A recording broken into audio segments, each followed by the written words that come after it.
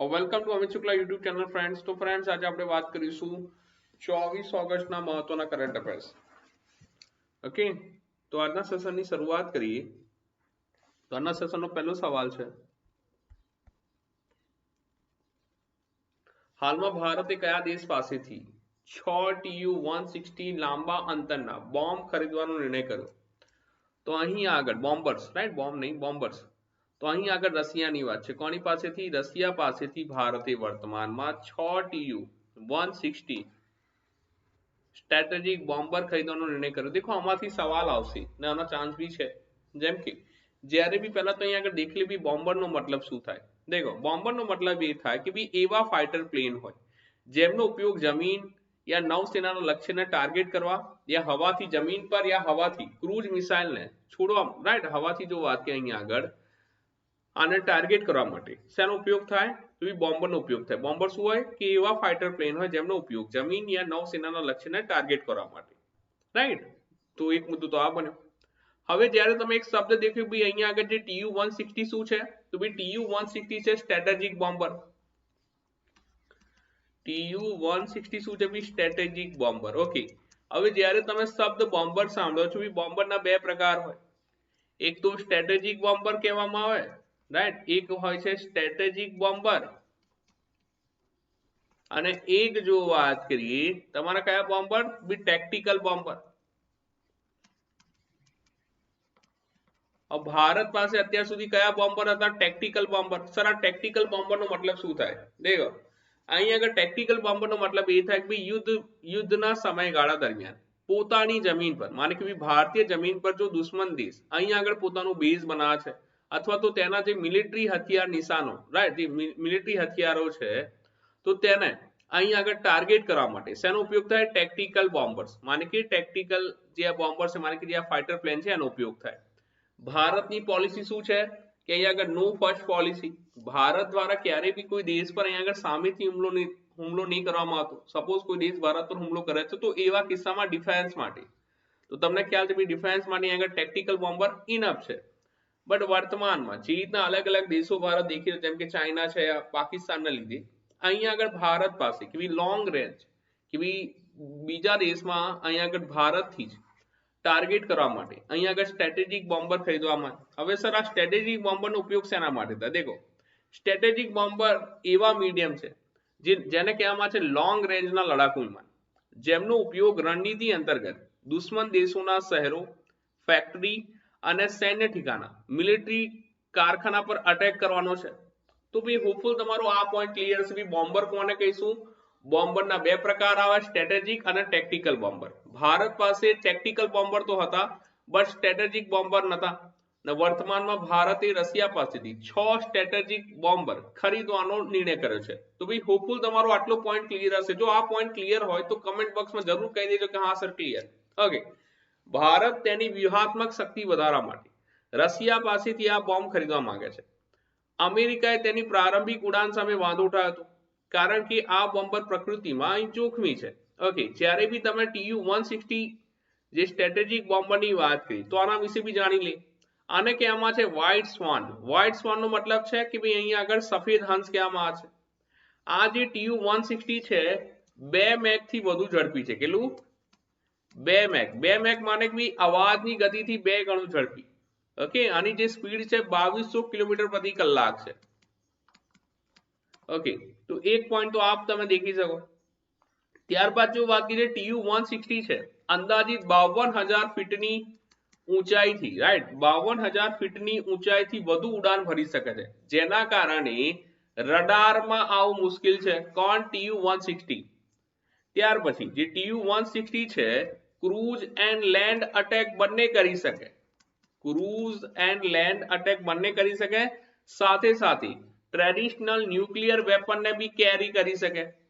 Traditional nuclear વેપનને બી કેરી કરી શકે. Okay, ત્યારબાદ જો વાત કરી જે TU-160 સ્ટ્રેટેજિક બોમ્બર છે એની જો વાત કરી તો એ 40,000 કિલોથી વધુ વજનના બોમ્બને પણ કેરી કરી શકે. ડન છે? તો હોપફુલ તમારો આ પોઈન્ટ ક્લિયર હશે. જ્યારે બી તમે TU-160 દેખો તો તમને આટલા પોઈન્ટ્સ તો જરૂર ધ્યાનમાં આવવા જોઈએ. ઠીક, ચલો. देखो જેમ કે અહીંયા આગળ એની મહત્તમ વજન કેપેસિટી શું બતાવી છે ઉડતી વખતે તો 1,10,000 કિલોગ્રામ। ચાલો તો આ પણ તમે ધ્યાનમાં રાખી શકો।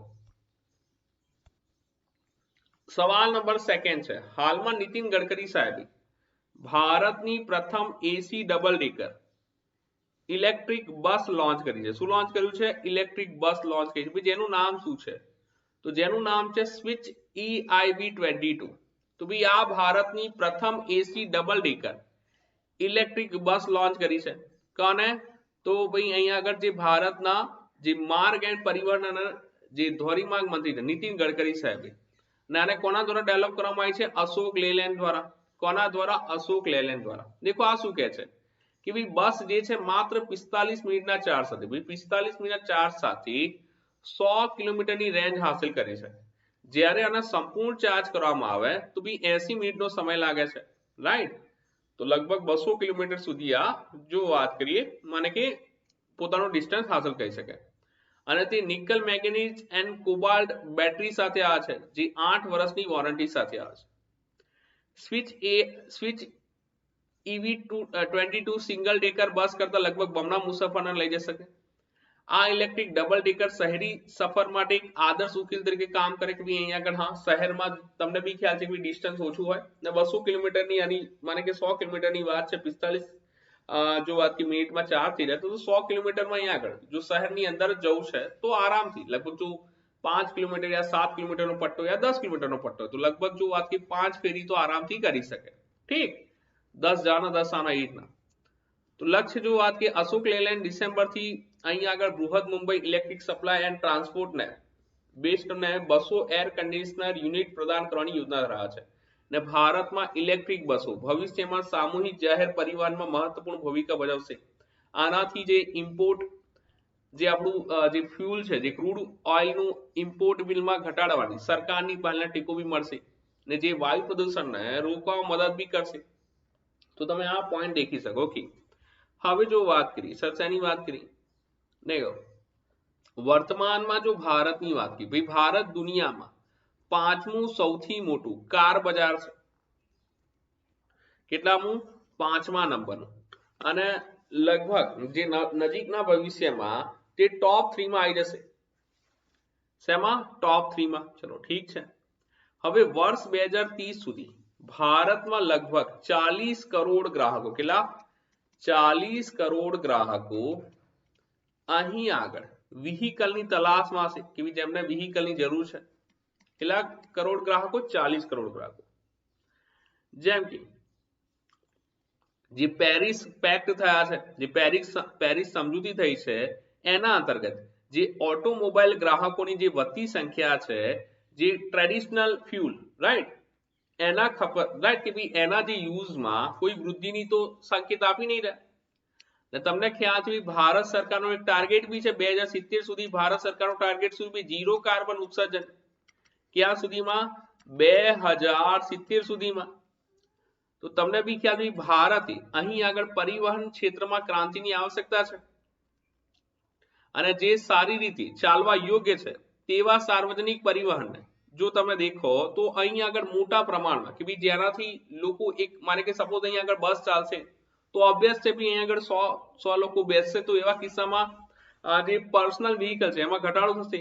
તો અહીં આગળ રેલવે છે, બેટર રોડ્સ છે, ત્યારબાદ બેટર કારની બહુ સંદર્ભ છે ભારતના હિસાબે, તો જ ભારત ઝીરો કાર્બન ઉત્સર્જન એચીવ કરી શકે।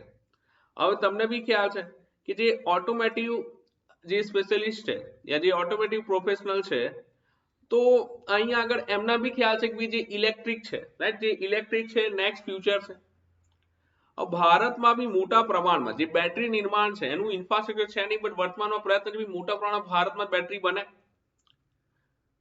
ને જ્યારે બી ઇલેક્ટ્રિક વ્હીકલ અને ભારતની વાત કરીએ તો બી ઇલેક્ટ્રિક વ્હીકલ જ ભારતનું કાર્બન ઉત્સર્જન ઓછું કરવા માટે એક મજબૂત જો देखिए તો બી એક જે ટાર્ગેટ અચીવ કરવા માટે એક મજબૂત પગલું છે ઇલેક્ટ્રિક વ્હીકલ।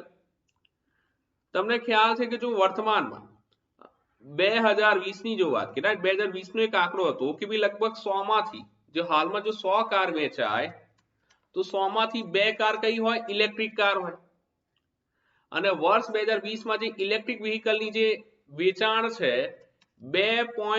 1 મિલિયન સુધી પહોંચી ગયો, માને કે 20 લાખ સુધી 20 લાખ ગાડી વેચાય ઇલેક્ટ્રિક વ્હીકલ ક્યાં આગળ 2020 માં, રાઈટ. 2.1 માને 21 લાખ. ઓકે, હવે જે વર્તમાનમાં વૈશ્વિક વાહન સ્ટોકનું 1% જો વાત કરીએ, તમે લખી શકો ભાઈ ઇલેક્ટ્રિક વ્હીકલ છે, તો આ પણ તમે ધ્યાનમાં રાખી શકો. ત્યારબાદ હવે ઇલેક્ટ્રિક વાહનોની આવશ્યકતા શું છે? દેખો, જો ઇલેક્ટ્રિક વાહનોની આવશ્યકતા એટલા માટે બી ભારતમાં પરિવહન ક્રાંતિ આવશે. ત્યારબાદ જે વર્તમાનમાં ભારત ક્રૂડ ઓઇલ મંગાવે છે ખૂબ જ મોંઘા હોય છે, અને જેનાથી જો વાત કરીએ મોટા પ્રમાણમાં ઓક્સિજન તો આપશે નહીં, વાયુ પ્રદૂષણ થાય. તો આવા કિસ્સામાં જે ઇલેક્ટ્રિક વ્હીકલ છે ભારત માટે એક મજબૂત જો વાત કરીએ એક પહેલ છે.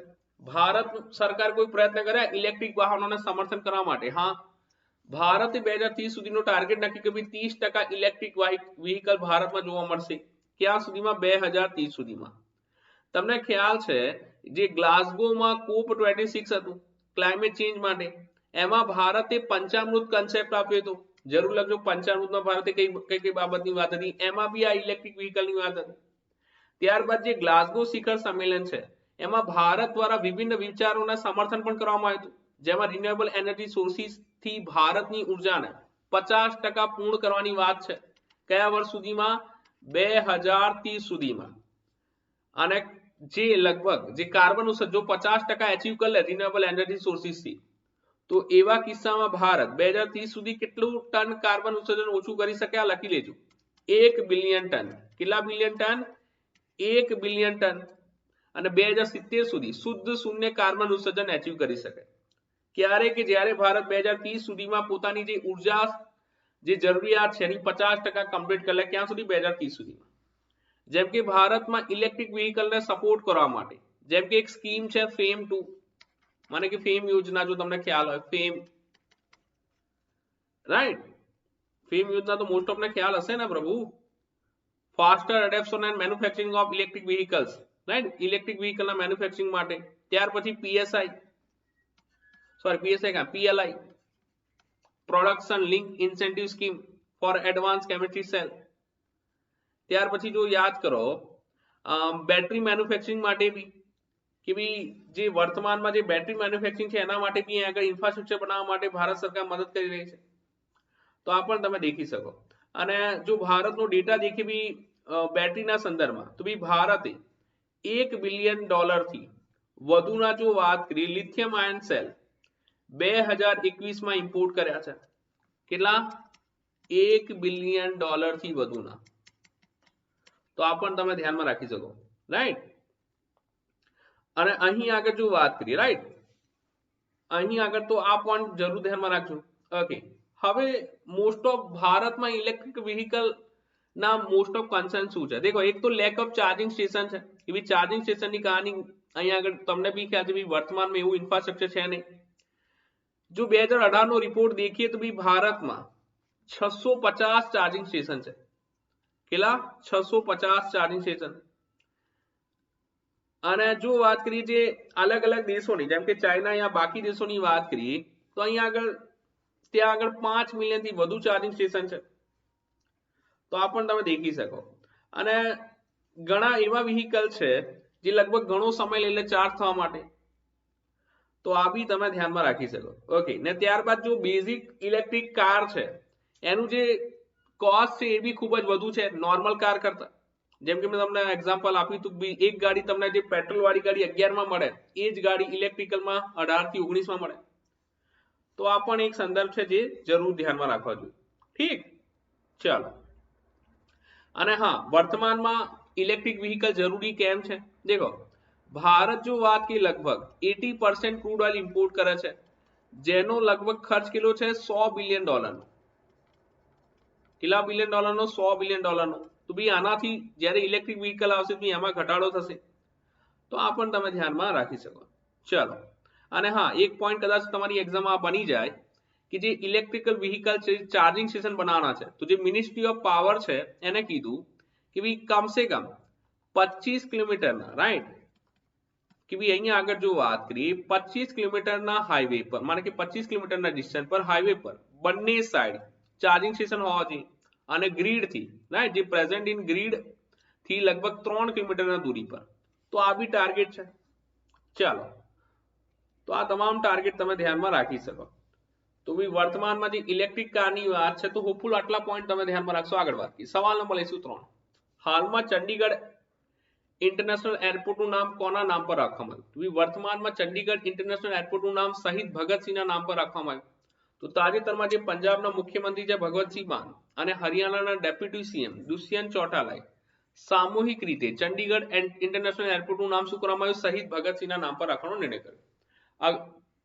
અગાઉ પંજાબ એસેમ્બલીએ એરપોર્ટનું નામ શહીદે આઝમ સરદાર ભગતસિંહ ઇન્ટરનેશનલ એરપોર્ટ અને મોહાલી રાખવાનો ઠરાવ પસાર કર્યો, પરંતુ હરિયાણામાં તેનો વિરોધ કર્યો કારણ કે તેનું નામ મોહાલી રાખવામાં આવ્યું હતું. ચલો, તો આ બી તમે ધ્યાનમાં રાખી શકો. અને ભગતસિંહ વિશે તમામ લોકોને મોસ્ટ ઓફ ને ખ્યાલ છે કે તેઓ એક ભારતીય ક્રાંતિકારી અને સ્વતંત્રતા ચળવળના લોકનાયક હતા, જેમણે નાની ઉંમરે અંગ્રેજો સામે ક્રાંતિકારી પ્રવૃત્તિમાં ભાગ લીધો અને બાદમાં તેમને 23 વર્ષની ઉંમરે ફાંસી આપવામાં આવી હતી. ભગતસિંહ અને તેમના સહયોગી શિવરામ રાજગુરુએ ડિસેમ્બર 1928માં બ્રિટિશ પોલીસ ઓફિસર જ્હોન સોન્ડર્સને ગોળી મારી હતી. ત્યારબાદ ભગતસિંહને ઉંમર 23 વર્ષે રાઈટ દોષી ઠેરવવામાં આવ્યા હતા અને 23 માર્ચ 1931ના રોજ ફાંસી આપવામાં આવી હતી. તો આ પણ તમે ધ્યાનમાં રાખી શકો. ઓકે, વર્તમાનમાં અલગ અલગ એરપોર્ટના બી નામ ચેન્જ થયા. જેમ કે તમને ખ્યાલ છે ભાઈ ચંડીગઢ ઇન્ટરનેશનલ એરપોર્ટ શહીદ ભગતસિંહ એરપોર્ટ. એવી રીતના અભી હાલમાં જો ચર્ચામાં એરપોર્ટથી એક સવાલ હતો, યાદ કે ભી અરુણાચલ પ્રદેશનું ત્રીજા એરપોર્ટનું અનાવરણ કરવામાં આવ્યું. કેટલામાં એરપોર્ટ? ત્રીજા એરપોર્ટ. શું નામ છે? તો ડોનોપોલી એરપોર્ટ અભી વર્તમાનમાં ચર્ચામાં હતું. ત્યાર પછી હરિયાણાનું જે હિસાર એરપોર્ટ છે, તો ભાઈ હરિયાણાનું જે હિસાર એરપોર્ટ છે એનું નામ ચેન્જ કરીને શું કરવામાં આવ્યું હતું? મહારાજા અગ્રસેન એરપોર્ટ. ત્યાર પછી જો વાત કરીએ ભાઈ અયોધ્યા એરપોર્ટનું નામ ચેન્જ કરવામાં આવ્યું. અયોધ્યા એરપોર્ટનું નામ ચેન્જ કરવામાં આવ્યું. શું કરવામાં આવ્યું? ભાઈ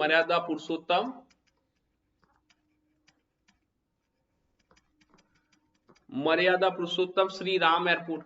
ત્યાર પછી જો વાત કરીએ છત્રપતિ શિવાજી ઇન્ટરનેશનલ એરપોર્ટનું નામ ચેન્જ કરવામાં આવ્યું. આ લખી લેજો, આ બનશે. શું કરવામાં આવ્યું? નામ ચેન્જ કરીને છત્રપતિ શિવાજી મહારાજ ઇન્ટરનેશનલ એરપોર્ટ. શું નામ કરવામાં આવ્યું? છત્રપતિ શિવાજી મહારાજ ઇન્ટરનેશનલ એરપોર્ટ કરવામાં આવ્યું. તો આ પણ તમે ધ્યાનમાં રાખી શકો. રાઈટ, તો અહીંયા આગળ છત્રપતિ શિવાજી અને અહીંયા આગળ વચ્ચે મહારાજ. રાઈટ, આ એડ કરવામાં આવ્યું. તો મહારાજ એડ કરવામાં આવ્યું. તો આ બી એક બની શકે. ત્યાર પછી અગરતલા એરપોર્ટને નામ શું કરવામાં આવ્યું? તો મહારાજા વીર વિક્રમ એરપોર્ટ.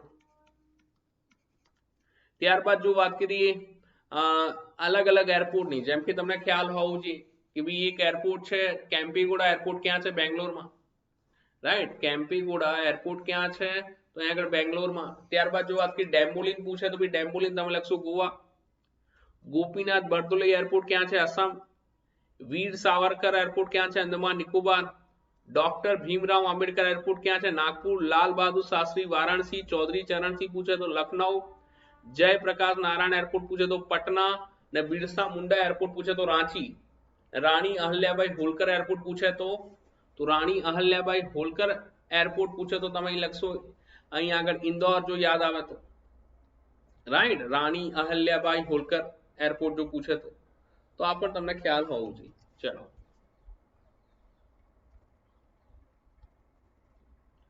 હાલમાં કયા રાજ્યની સરકારે દહીં હાંડીને રાજ્ય રમતનો દરજ્જો આપ્યો? રાઈટ, કે ભાઈ આગળ રમતનો દરજ્જો આપવામાં આવ્યો. તો ભાઈ અહીં આગળ જે દહીં હાંડી છે એને રમતનો એઝ અ જો વાત કરીએ સ્પોર્ટ્સ દરજ્જો આપવામાં આવે છે મહારાષ્ટ્ર સરકારે. તો ખોખો અને કબડ્ડીની જેમ હવે મહારાષ્ટ્રમાં દહીં હાંડીને પણ રમતનો દરજ્જો આપવામાં આવ્યો, જે એક પ્રકારની એડવેન્ચર સ્પોર્ટ ગણવામાં આવે છે. તો જે વર્તમાનમાં જે મહારાષ્ટ્રના જે મુખ્યમંત્રી છે એકનાથ શિંદે સાહેબ, તેમણે વિધાનસભામાં જણાવ્યું કે ભાઈ દહીં હાંડીમાં જોડાતા જે ગોવિંદાઓ છે એમને સરકારી યોજનાનો લાભ આપવામાં આવશે અને સરકારી નોકરીઓમાં કેટલા ટકા અનામત? 5% અનામત. ને ગોવિંદાઓને હવે વીમા કવચ બી આપવામાં આવશે. શું આપવામાં આવશે? ઇન્સ્યોરન્સ. જો દહીં હાંડી રમતી વખતે કોઈ અકસ્માત થાય છે અને આવી સ્થિતિમાં જો કોઈ ગોવિંદાનું મૃત્યુ થાય તો સંબંધિત ગોવિંદાના નજીકના સંબંધીઓને 10 લાખ રૂપિયાની સહાય આપવામાં આવશે. ગોવિંદાની આંખો અથવા બંને પગ અથવા બંને હાથ અથવા શરીરના કોઈ પણ બે મહત્વપૂર્ણ ભાગોમાં ગંભીર ઇજાના કિસ્સામાં રાજ્ય સરકાર તેને 7.5 લાખની સહાય આપશે. અને આવી સ્થિતિમાં જો કોઈ ગોવિંદાનો હાથ પગ અથવા શરીરનો કોઈ ભાગ ખોવાઈ જાય છે તો આવી સ્થિતિમાં સરકાર તેને 5 લાખ રૂપિયાની સહાય આપશે. તો આ પણ તમે ધ્યાનમાં રાખી શકો. ચલો, સવાલ નંબર 5 છે, ગુલામ વેપાર અને તેના નાબૂદી માટેનો આંતરરાષ્ટ્રીય દિવસ દર વર્ષે ક્યારે મનાવવામાં? તો 23 ઓગસ્ટના રોજ. તો અહીં આગળ જે સ્લેવ વેપાર હતો તો તેના નાબૂદી માટેના આંતરરાષ્ટ્રીય દિવસ મનાવવામાં આવે છે. ટ્રાન્સ એટલાન્ટિક ગુલામ વેપારનો ભોગ બનેલા લાખો લોકોને યાદ કરવાના ઉદ્દેશ સાથેથી આ દિવસ ઉજવવામાં આવે છે. 23 ઓગસ્ટને યુનેસ્કો દ્વારા ગુલામોના વેપાર અને તેની નાબૂદીની યાદમાં આંતરરાષ્ટ્રીય દિવસ તરીકે જાહેર કરવામાં આવ્યો હતો.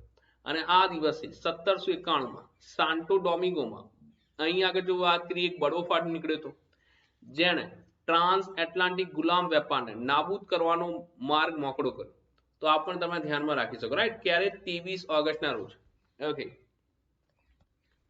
અને આ સ્મારક સાથે યુનેસ્કો નો હેતુ છે કે ગુલામોના વેપારના ઇતિહાસ વિશે જાગૃતિ ફેલાવવાની ને જરૂરિયાતને પ્રકાશિત કરવાનો, જેથી લોકોને આધુનિક વિશ્વ પર ગુલામીની અસરને રાઈટ કે જે ગુલામી છે એના વિશે કે જે અલગ અલગ જે ગુલામીના સંદર્ભ છે તો એનો જો સપોઝ ક્યાં થઈ રહ્યો તો એનો પ્રોટેસ્ટ કરે, વિરોધ કરે. 29 જુલાઈ 1998 ના રોજ ડાયરેક્ટર જનરલના પરિપત્રમાં આ દિવસને પ્રોત્સાહન આપવા માટે સાંસ્કૃતિક મંત્રીઓને આમંત્રણ આપવામાં આવ્યું. બી કોણ મનાવે છે? તો યુનેસ્કો મનાવે છે. યુનેસ્કોનું હેડક્વાર્ટર ક્યાં છે? પેરિસ છે. United nation educational and scientific cultural organisation, જ્યારે યુનેસ્કોની વાત કરી. ચલો, સવાલ નંબર 6 છે, હાલમાં ધરપકડ કરાયેલા નાર્કો અપરાધીઓ પર ભારતનું પ્રથમ કયું પોર્ટલ શરૂ કરવામાં આવ્યું છે? તો નિદાન નામનું પોર્ટલ શરૂ કરવામાં આવ્યું છે. તો ભાઈ નિદાન શું કહે છે? દેશમાં માદક દ્રવ્ય વિરોધી કાયદાને લાગુ કરવા માટે વિવિધ કેન્દ્રીય અને રાજ્ય કાર્યવાહી એજન્સીઓ દ્વારા ઉપયોગમાં લેવા માટે ધરપકડ કરાયેલા નાર્કોટિક્સ અપરાધીઓના તેના પ્રકારનું પ્રથમ ડેટાબેઝ કાર્યરત કરવામાં આવે છે. શું નામ છે? નિદાન. નિદાન શું છે? તો એક પોર્ટલ છે. શું છે? અહીં આગળ એક પોર્ટલ. પોર્ટલનો મતલબ શું થાય? પોર્ટલનો મતલબ થાય છે અહીં આગળ વેબસાઇટ. ઠીક છે, જ્યારે બી નિદાન પોર્ટલની વાત કરી. ઓકે, હવે આનું કામ શું છે કે ભારતમાં જે અહીં આગળ ડ્રગ્સની તસ્કરી થઈ રહી છે એને રોકવાની વાત કરે છે. રાઈટ, ભારતમાં જો વાત કરીએ અહીં આગળ જે ડ્રગ્સની તસ્કરી થઈ રહી છે તો એને રોકવાની વાત કરે છે નિદાન પોર્ટલ. તો આ પણ તમે ધ્યાનમાં રાખી શકો. ચલો, તો જે નાર્કોટિક્સ કંટ્રોલ બ્યુરો દ્વારા પોર્ટલ નિદાન અથવા ધરપકડ કરાયેલા નાર્કો અપરાધીઓ પરનું રાષ્ટ્રીય સંકલિત ડેટાબેઝ વિકસિત કરવામાં આવ્યો છે. શેમાં કે ભાઈ અહીંયા આગળ જે બી અહીંયા આગળ ડ્રગ્સના અંતર્ગત પકડાયેલા હશે તો એમના માટેનું એક જો વાત કરીએ રાષ્ટ્રીય ડેટાબેઝ રેડી કરવામાં આવે છે. તો આ પણ એક સંદર્ભ છે. ને તમને ખ્યાલ હોય જ્યારે બી તમે ડ્રગ્સની તસ્કરીની વાત કરો, રાઈટ, જ્યારે પણ તમે અહીં આગળ ડ્રગ્સની તસ્કરીની વાત કરી બે પ્લેસ તમને યાદ આવશે, એક તો ગોલ્ડન ક્રિસેન્ટ અને એક તમને યાદ આવશે ગોલ્ડન ટ્રાયેંગલ.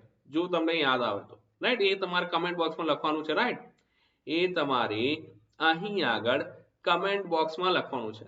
ઠીક છે, ચલો, ગોલ્ડન ક્રિસેન્ટ ક્યાં છે અને ગોલ્ડન ટ્રાયેંગલ. ત્યારબાદ નાર્કોટિક્સ કોઓર્ડિનેશન મેકેનિઝમ પોર્ટલનો એક ભાગ છે જે 30 જુલાઈના રોજ ચંડીગઢમાં ડ્રગ ટ્રાફિકિંગ અને રાષ્ટ્રીય સુરક્ષા પર રાષ્ટ્રીય પરિષદ દરમિયાન કેન્દ્રીય ગૃહપ્રધાન અમિત શાહ દ્વારા શરૂ કરવામાં આવ્યું. ઓકે, તમને ખ્યાલ છે ભારતમાં એક એક્ટ છે narcotic drugs and psychotropic substance act 1985, NDPS act 1985, જો તમને ખ્યાલ હોય. ઠીક છે, અને અહીં આગળ જો વાત કરીએ કે ભાઈ સપોઝ અહીં આગળ કોઈ બી વ્યક્તિ સ્મોલ ક્વોન્ટિટી ઓફ ડ્રગ સાથે યા પર્સનલ યુઝ યા ડાયરેક્ટ રાઈટ એને જો વાત કરી ડાયરેક્ટ રિહાબમાં અથવા તો એને જેલમાં મોકલવામાં આવશે આ એક્ટ અંતર્ગત. તો આ પણ તમે ધ્યાનમાં રાખી શકો. ચલો, તો હોપફુલ તમારો આ પોઈન્ટ અહીં આગળ ક્લિયર હશે અને મળીશું જો વાત કરીએ નેક્સ્ટ ક્લાસમાં. હા, પણ થોડા તમે કામ કરી શકો છો કે જેમ કે તમને અલગ અલગ રિપોર્ટ છે કે ભાઈ જેમ કે એક રિપોર્ટ છે વર્લ્ડ ડ્રગ રિપોર્ટ, ત્યારબાદ એક રિપોર્ટ છે નેશનલ ક્રાઇમ રેકોર્ડ બ્યુરો કે ભાઈ નેશનલ ક્રાઇમ રેકોર્ડ બ્યુરો નો જે 2020 નો રિપોર્ટ હતો એમાં એક ટોપ પોઈન્ટ હતો ભાઈ 59,806 કેસ સેના અંતર્ગત નોંધાયા છે એનડીપીસી અંતર્ગત. સેના અંતર્ગત? તો અહીં આગળ જો વાત કરીએ નેશનલ ક્રાઇમ રિપોર્ટ અંતર્ગત જો વાત કરીએ એનડીપીએસ એક્ટ અંતર્ગત નોંધાયા છે કેટલા 59,806 કેસ, તો આ પણ તમે ધ્યાનમાં દેખી શકો.